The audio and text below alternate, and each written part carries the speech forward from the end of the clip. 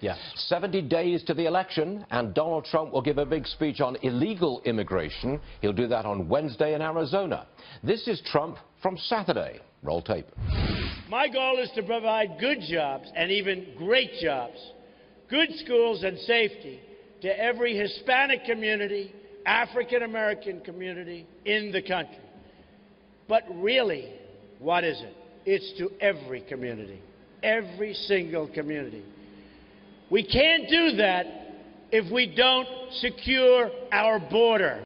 On day one, I'm going to begin swiftly removing criminal, illegal immigrants from this country. Okay, you heard it, swiftly removing. Walid Phares, Trump foreign policy advisor, joins us now.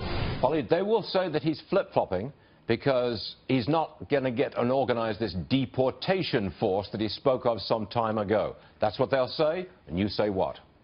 Well, those who will say that basically are his opponent, and of course they're going to say that. Whatever he says, they're going to say, well, he's flip-flopping, he's not going to maintain it. But beyond that, the major difference between Mr. Trump's platform and his opponent is the principle, and the principle is, as you just mentioned, and as he will be addressing this week, illegal immigration, versus the other side is talking about, undocumented immigrant.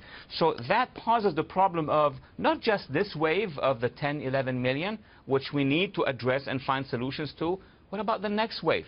If we don't find a structural, strategic resolution for this group, then we are faced with the other group and the third group, and then it's not anymore an issue of immigrants, it's an issue of international borders at this point in time. Your answer, I don't want to speak, look, I think this is your answer, is to create safe zones in what used to be Syria, Iraq, and maybe parts of Jordan, safe zones for these refugees where they're free from the intimidation of Islamist forces.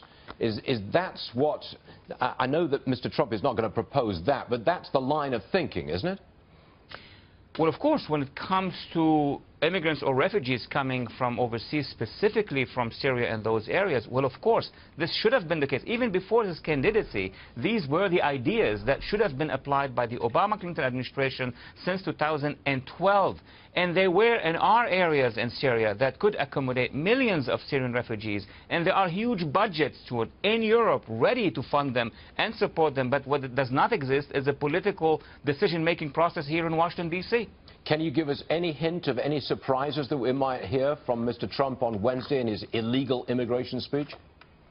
I can't give hints, but the logic of the speech will be about what the American public needs to hear from him first about those negative elements within the immigration population, any community around the world. So he'll begin by showing that we will have immediate steps with regard to the criminal element and the other problematic elements, but at the same time, the humane dimension of how to deal with this community, you will hear about it this week. Okay. Walid Phares, always a pleasure. Thanks very much, sir. Appreciate it. Thank you. All right. Now this.